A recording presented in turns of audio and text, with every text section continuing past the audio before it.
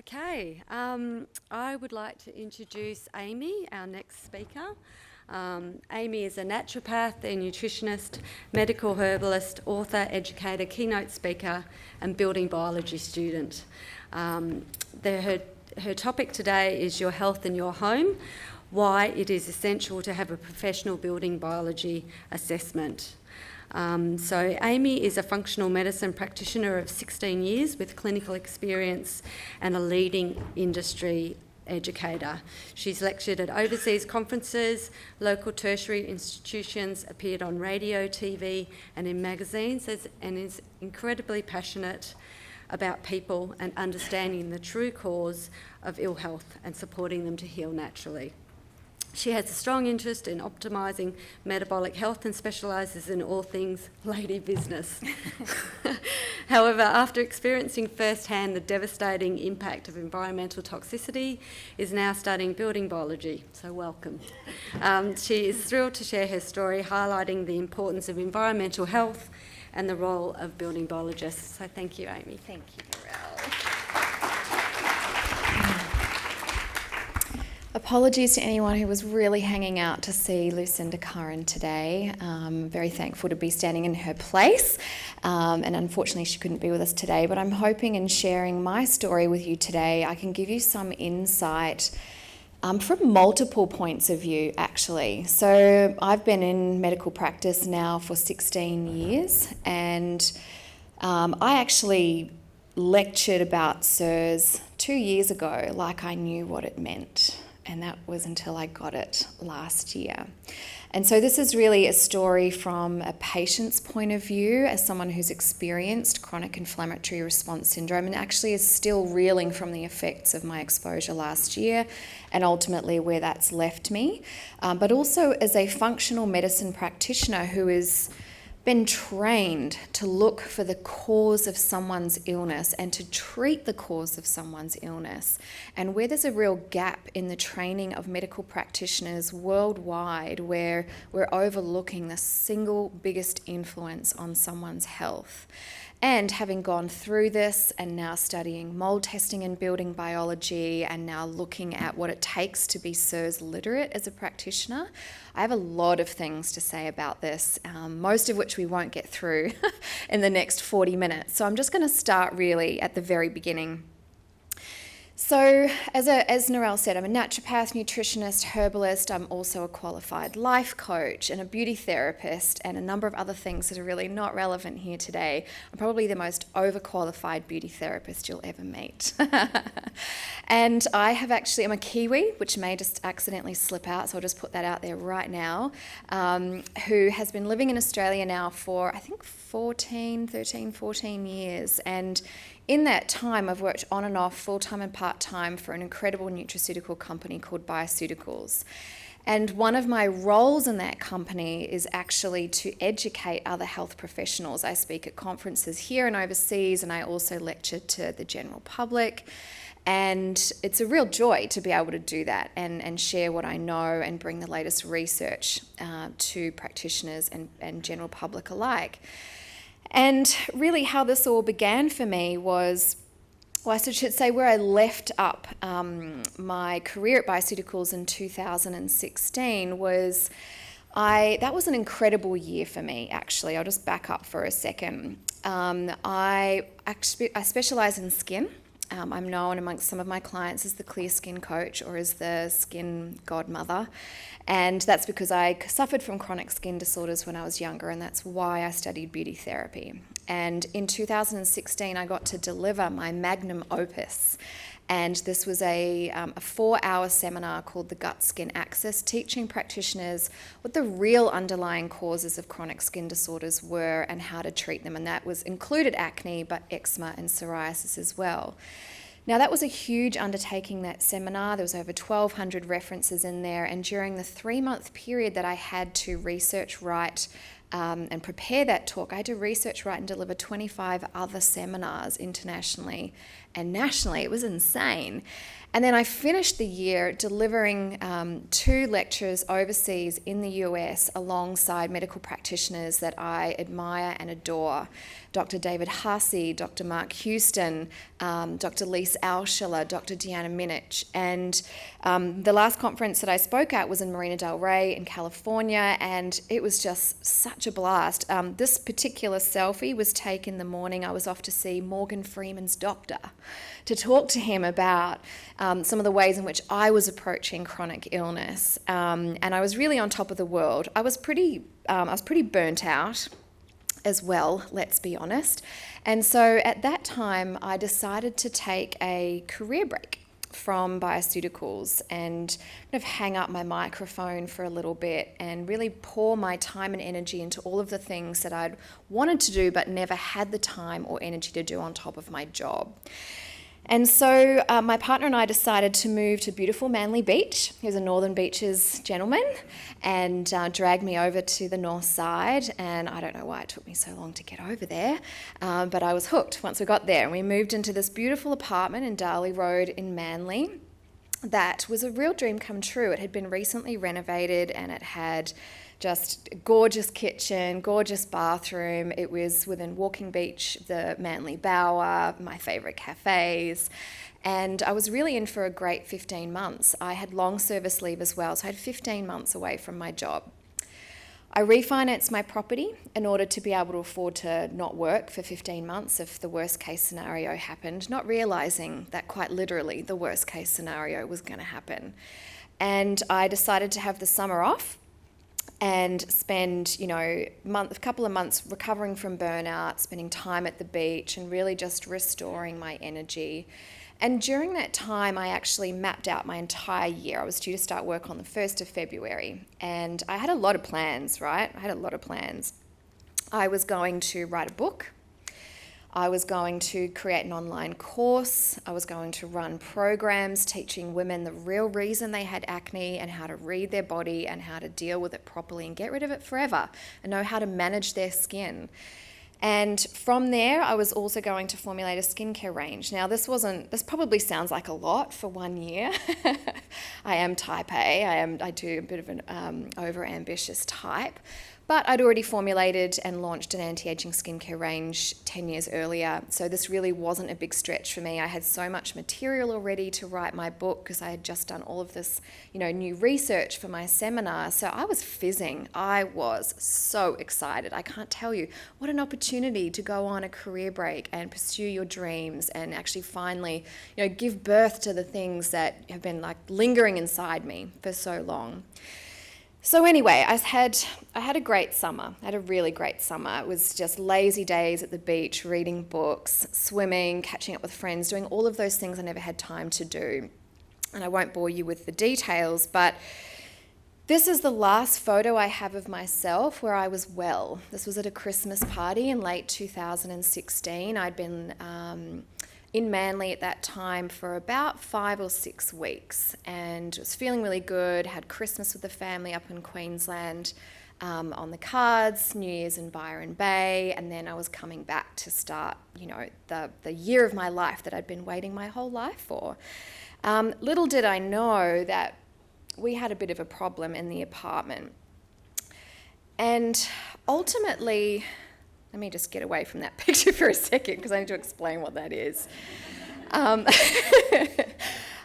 We came back from holiday and I looked at the schedule I'd laid out and I made sure I'd built in time for rest and restoration and I'd packaged up all my, projects and I'd really just mapped out everything with military precision, let me tell you. And I was due to start working on the 1st of February. But I got to the 1st of February and I was just like, I just don't feel good.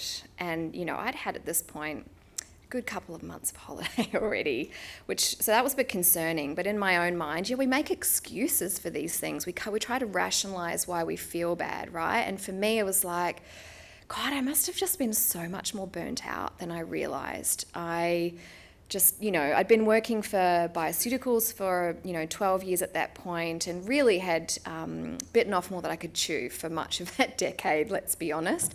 And I thought, okay, oh, well, fine, I'll make it the 1st of March then. I'll just give myself another 4 weeks just to kind of rest and recover. That's cool. I've got a whole year up my sleeve, so what's another 30 days to get well?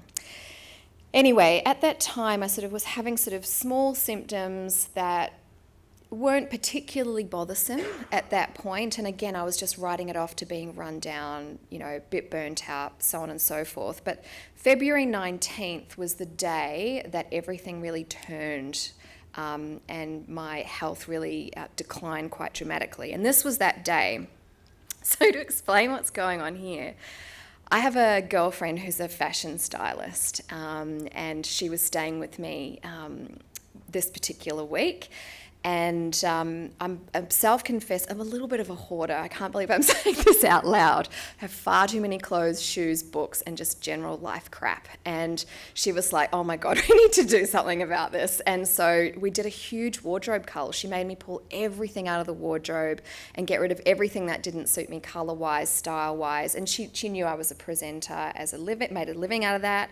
And so she was helping me put outfits together. I'm boring. I've got no idea about fashion. I've got no idea how to put clothes together. I'm so boring. I wear the same things all the time. And so she really was pushing me out of the comfort zone to try, a bunch of different things on that I wouldn't normally have done.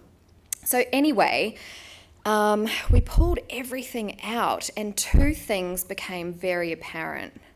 One, I couldn't fit into most of my clothes. And that was really embarrassing. It's embarrassing enough standing on your underwear in front of your most stylish and slim friend anyway, who's trying to help you dress like a grown-up, and not being able to pull skirts over your ass. I mean, it was horrific. Anyway, I was like, wow, I've had a really good summer. Had a really, really good summer. Anyway, mental note, better get into a routine. But the other thing that happened was the whole time this was happening, I was sneezing over and over and over again. And at the time I thought, gosh, I must have been, my winter nets are a bit dusty. They've been sitting in the wardrobe. I pulled out my leather handbag and there was like white powder on it, and I just kind of brushed that off. And what I didn't realize was I was disturbing mould spores and hyphae and mould and the mycotoxins that sit on top of those things. And so from this moment on, every time I went to bed, I couldn't breathe through my nose. That does not do wonders for your sex life when you can't kiss your partner and breathe at the same time. It's really difficult having to decide between the two. And it didn't always go his way, so that sucked. That really sucked. So anyway, I started taking antihistamines. Now, I don't even take Panadol for a headache. I'm a naturopath. I'm a nutritionist. I don't put chemicals in my body. And here I was having to take Zyrtec every night. And even that didn't help, actually, which is another bit of a red flag. And so, sorry about this, connection's a bit dodgy, but anyway, at this point, because of disturbing all of those microbial elements and their fragments, my health really started to go downhill very quickly. My skin dried out. It got so dry. I was moisturizing 3 times a day and it still didn't relieve it. It was crusty, flaky. My partner had the same. At that point, of course, because I couldn't fit into anything I owned, I decided to really step up I actually started to get back into a more of a regular fitness regime. But every time I went to work out, and I wasn't working out hard either, because I was easing back into it, 30 minutes of cardio, just absolutely jack, really, or some sort of light resistance, I was exhausted. I had to go back to bed for 4 hours. I'd have to go to sleep. It'd be like I was hit by a bus and I'd have to go back to sleep. And I thought, God, that's weird. That's really weird. But I was so crazed with excitement about the things I had planned for this year, I just kind of ignored it. I ignored the rashes I started getting from my clothes. I ignored the tinea that started to appear between my toes. I ignored the fact that I started getting short of breath when I was working out. And I thought, just because I'm unfit. Let's be honest, I can't fit into my clothes. I haven't been doing a lot, so that's all it must be. And just successively, these symptoms kind of showed up one at a time, slowly, randomly, different parts of my system. And so I never put 2 and 2 together. In fact, I owe it to a friend of mine whose husband is also genetically susceptible to mould, because she posted something on her Instagram. They had a flood or a leak in their apartment, and they bailed from their apartment really quickly, and that's when the penny dropped for me. And I'll tell you why that all made sense. But I want to just really talk for a second about what it feels like to have mould illness. And this is why it's so hard to diagnose and so hard to really put all the pieces together. This is the list of symptoms, and this is not even an exhaustive list. All right, so fatigue, I had that. Weakness, definitely. So the kind of weights that I'd normally be able to lift in the gym just felt extraordinarily heavy. You feel pathetic. You feel physically weak. Aches and pains. I used to say to my partner, we used to joke about what I called my granny groans, get out of bed groaning. And my ankles were stiff and sore, and they would crack, and it would take a while for things to kind of warm up. Now, I'm almost 40. My mum tells me, I'm not getting any younger, and so that's just part and parcel of getting older. That's total BS, by the way, but, I believed it for 5 seconds and cracked and groaned my way through the mornings. Muscle cramps. I started getting muscle cramps in the middle of the night. Unusual pains, particularly ice pick pains. So they felt like someone was stabbing me in the temple with an ice pick. They would almost deck me, like you'd almost fall on the floor, and it was really sudden and intermittent, and there was sort of no rhyme or reason as to when it would come on or when it would or when it would disappear. Headaches for sure. It felt like I actually got to a point where I felt like I was constantly half drunk, half hungover. And that's to do, and I'm not going to go through all the boring biochemical stuff about how that happens in your brain, but I was wobbly. So my coordination wasn't good. I'd bump into stuff. I'd drop things very easily.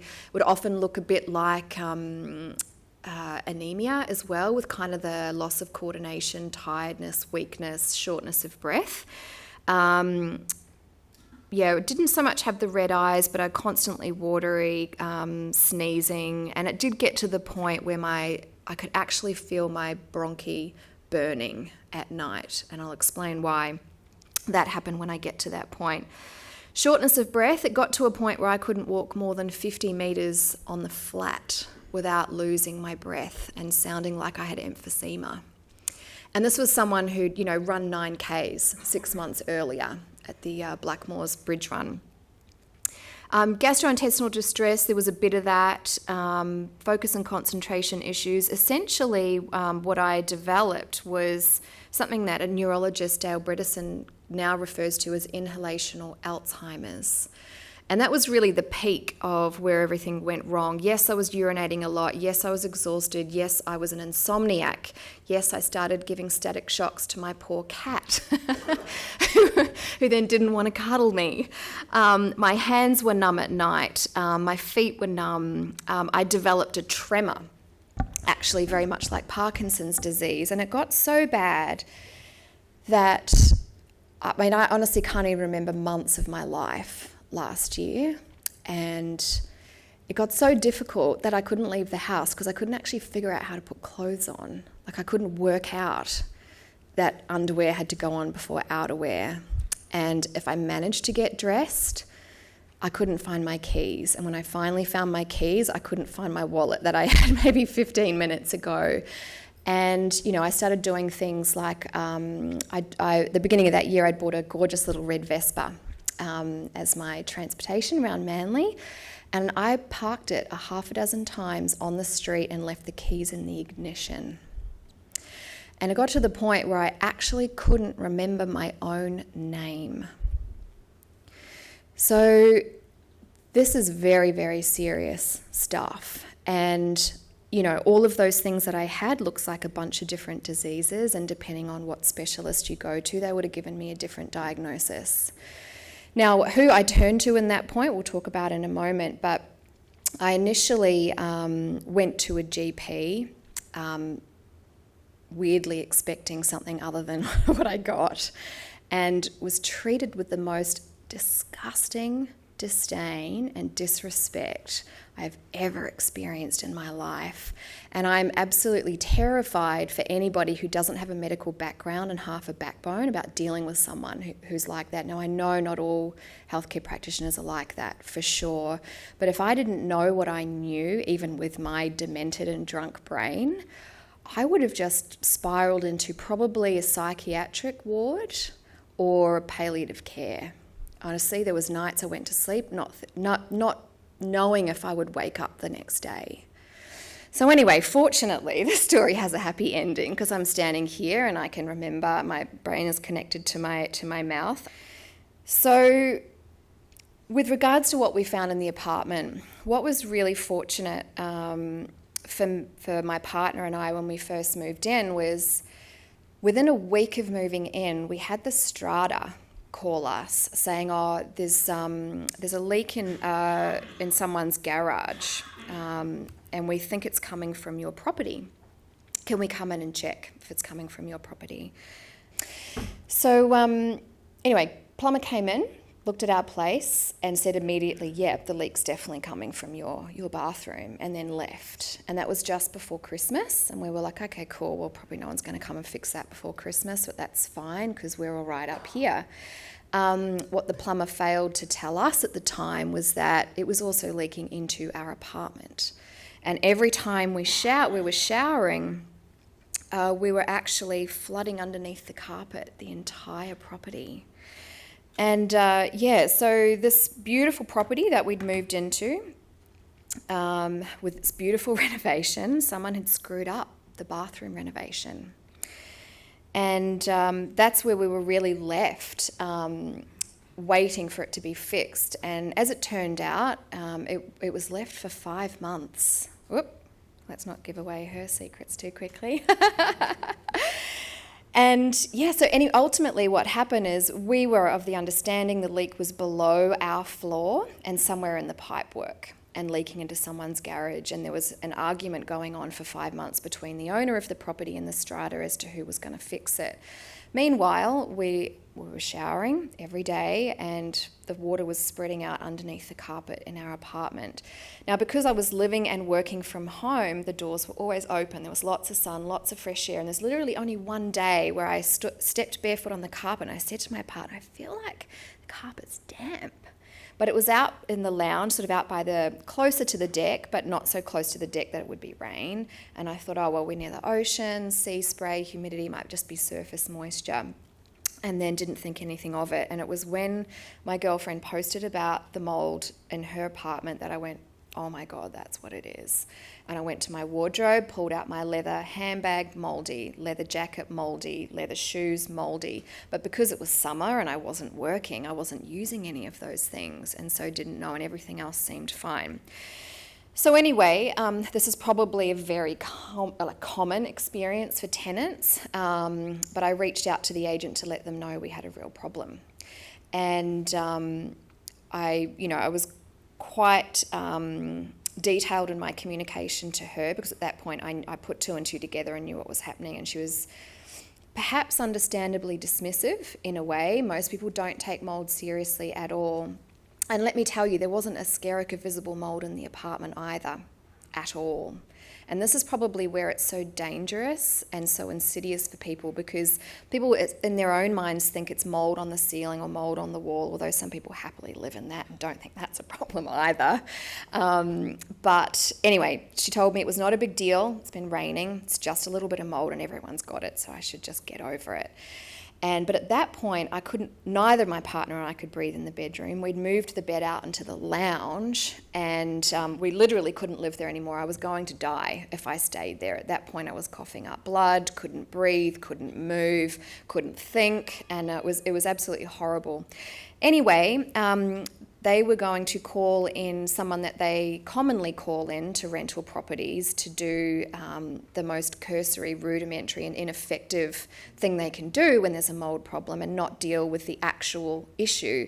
And so I knew that I was going to have to actually take matters into my own hands and get a professional in to prove, A, that our issue was from a water leak and not just humidity and rain, B, how serious it was, and then ultimately get some action taken on that.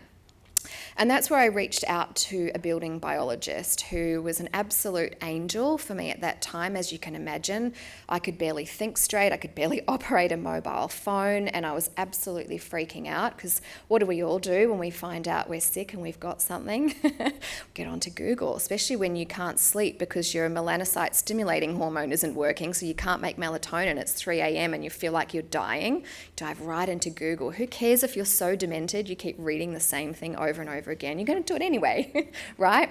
So anyway, Carol Parr was an absolute voice of reason, a steadying rock, and an excellent building biologist. And she is here today. She does have a stand, and she's based in Sydney. So if you need her, you can absolutely reach out to her. But not only was she so kind and so caring and able to just help me cope, she also was very generous with sharing with me what she was doing, why she was doing it, the reason why she mapped out this plan that we were going to put together in order to have the right information to give the agent to get the right action.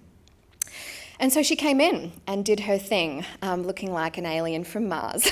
Sorry, Carol, she's dying up there. I promise I haven't included our selfie in this, okay? So this is Carol doing an ERMI, and in carpeted apartments, this is really important to be able to actually DNA sequence everything, or all the fungal particulates that are living in there. It doesn't do other microbes. We did both my bedroom and my office. She also did a whole bunch of other testing, and this is actually her infrared camera where she's picking up the cold patch because it's damp. You can actually see underneath her camera the darker patch on the carpet. Now, that wasn't visible when we moved in. That wasn't visible for months at a time, but at this point it had. Now, the water wasn't coming over those tiles in the bathroom. It was coming underneath it and into that hallway, which was adjacent to both of the doors of the bedrooms. So you can see there's no mould there, right? You can see it's a bit darker, and it obviously looks suspicious at this point in time. But when we lifted up the carpet, what we found underneath was disturbing, utterly disturbing. And this was cream carpet. Like, you might think you might miss it with darker carpet, right? But you'd think cream carpet, you'd see if you had a mould problem. No, you don't. So anyway, we got the ERMI results back. Fortunately, it hadn't been going on long enough for Stachybotrys to have taken hold, which is obviously the most toxigenic mould you can have inhabiting your property. But we certainly had plenty of other problematic moulds and toxigenic moulds in there as well. So the overall mouldiness of the property was extreme. And then when we look at what's considered the Hurts Me Too score, where they add up the risk based on the most toxigenic moulds we currently know about, basically, a property for me with my genetic makeup would have to be a -2 for me to be safe in it. And properties, as it says here, of anything over 15, virtually guaranteed to make someone who's genetically susceptible sick. And the reading was 30. So fortunately, this provided us with the evidence to be able to stop paying rent and move out effective immediately until they'd fixed the problem. Now, sadly, as it is common in rental properties, it wasn't fixed properly. And that's another story for another day, which meant, last year was an entire write-off. But what I will say is, had I owned the property myself, or had been well enough to actually take the owners to court at the time to force them to get it to be fixed properly, what I would have recommended is that they actually use a remediator that is CIRS certified and is committed to remediating a property according to the ANSI CIRS S520 and R520 guidelines. And so there are a lot of people out there who say they can assess mould and have absolutely no idea what they're doing. And there are a lot of people out there saying they can fix mould or treat mould who have absolutely no idea what they're doing. So please be very careful about who you engage to do these things, because I think very soon we're going to see landlords held legally accountable for the impact. And I'm personally committed to making that happen, by the way. And I'm a landlord myself. I have an investment property. It's not about landlords versus tenants, but everybody needs to wake up really quickly as to how dangerous this is for everybody and take responsibility for it as well. And the final piece to that, of course, is seeing someone who can help you get well. So mould, its spores, its hyphae, and its mycotoxins are toxic to every single person. Mycotoxins damage liver, damage kidneys, damage your lungs, damage your brain, destroy your organs and your immune system.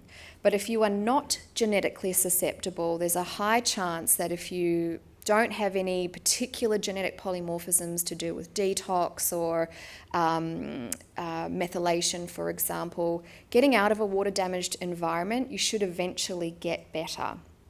But for about 24 to 30% of us who are genetically susceptible, we can't make antibodies to mould, we can't eliminate mycotoxins effectively, and coupled with the enterohepatic recirculation, will remain sick forever without medical intervention and get worse and worse. I mean, as it is, I'm already at risk of early onset Alzheimer's and dementia and other inflammatory and autoimmune conditions. And every time I'm re-exposed, my risk goes up even further.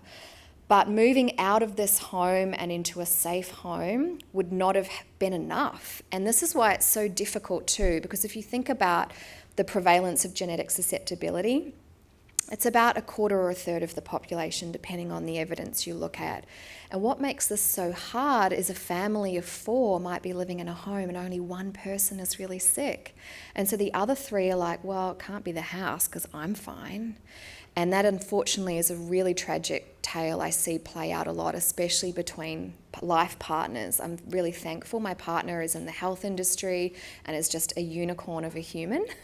And so even though he didn't get sick like me, he was just without question going to back anything that I wanted or needed. But most people aren't that lucky. And so, it can be very confusing and difficult for people to figure out what's going on. And so for those people who fall into that category of don't get well when they get into a healthy space, even if they're not genetically susceptible, but especially if they are, they need to see a CIRS literate practitioner. Now, there's maybe a handful or more of CIRS shoemaker-trained GPs here in Australia, although fortunately some of them offer online consultations, and there are certainly more CIRS literate practitioners, and I'd like now to introduce you to my dear friend and colleague and practitioner, Lisa McDonald, who's also here today. I'm embarrassing not just you, Carol. And, I was so blessed to know Lisa before I moved into this property. Lisa is an absolute expert in this area and she knew exactly what to do. And within 6 weeks, in spite of moving from a horribly water-damaged building to stay with a friend who also had a somewhat mouldy property, I was actually able to get my head above water, be able to actually think straight, coordinate myself, semi-function to try and sort the rest of my life out.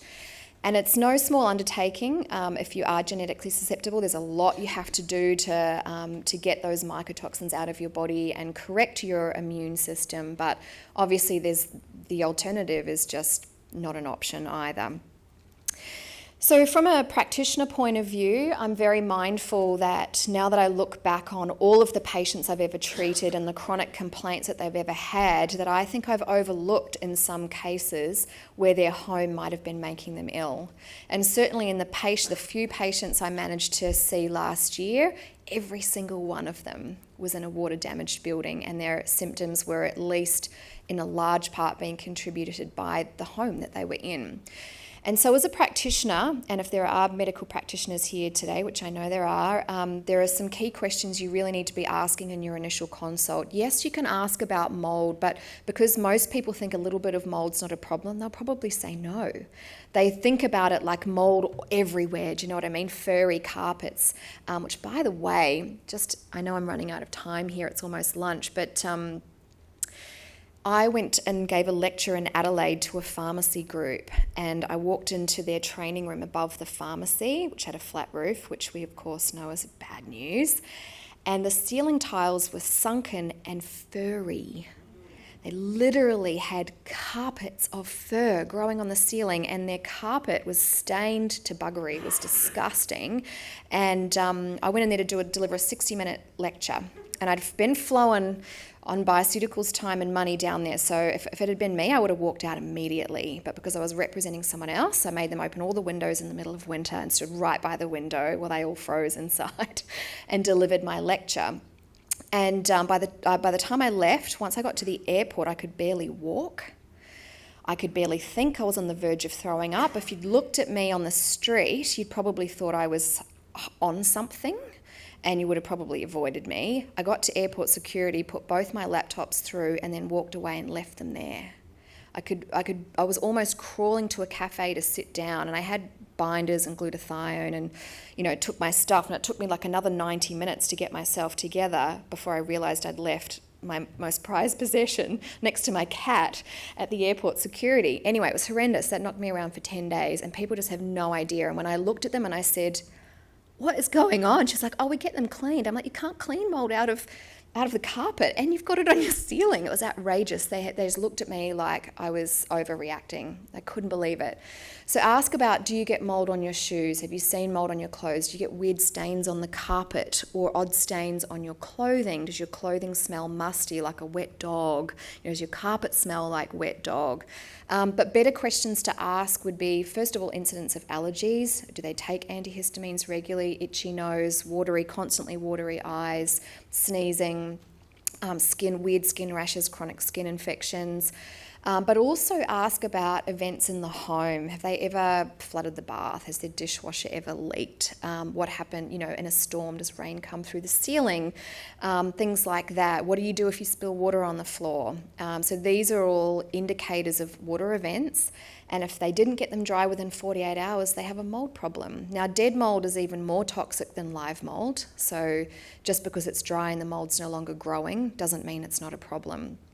Other questions to ask are, do they get condensation, in the wintertime or at any point in the year? That also shows that there's a water issue there. And things like secondhand furniture, especially mattresses, are a big no-no. Couches, anything with soft furnishings, because if they've come from a water-damaged building, they're a repository for fungal growth anyway. Nicole already alluded to changing the mattresses and pillows regularly, but also, this is something I'm guilty of or have been, going to bed with wet hair. And you've got a wet pillow, and then you've got fungi in there, and you wonder why you can't breathe at night and you're getting rashes and all the rest of it. Now, as far as complaints from people, chronic allergies and respiratory tract stuff, respiratory tract infections, you're always getting a cold. Have you always got a sore throat? Are you getting bronchitis? Have you had pneumonia and you're not otherwise immunocompromised? These are all red flags. There is growth in the building that you're in. And when I say fungal growth, I just want to, point out that it's much bigger than that.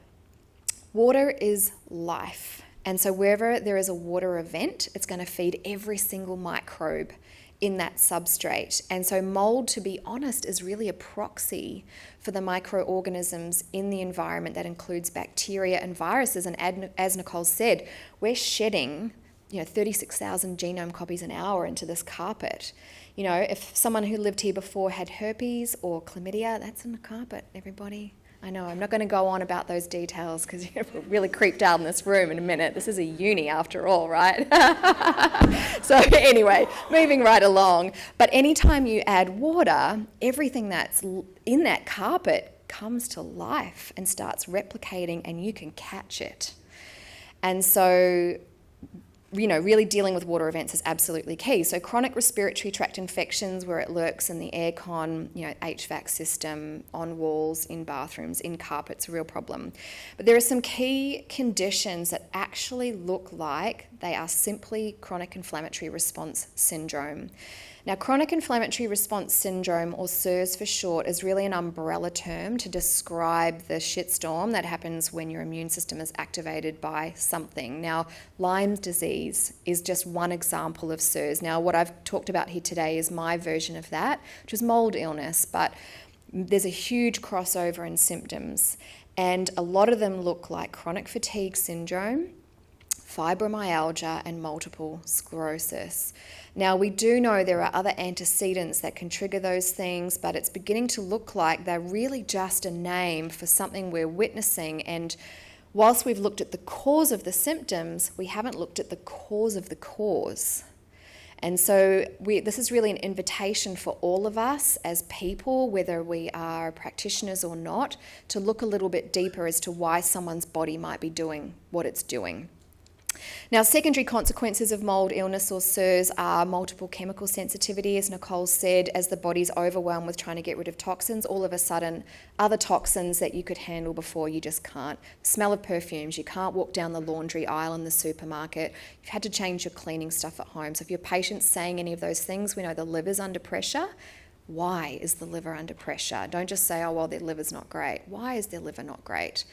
Mast cell activation syndrome is another one. So again, huge histamine reactions. POTS, which is really a condition where if someone stands up quickly, their heart starts to race really badly. Again, it's a dysautonomia, but we have to look at why that dysautonomia was actually triggered. What's triggering that? Where in the system is something not working the way that it should? And of course, EMF sensitivity.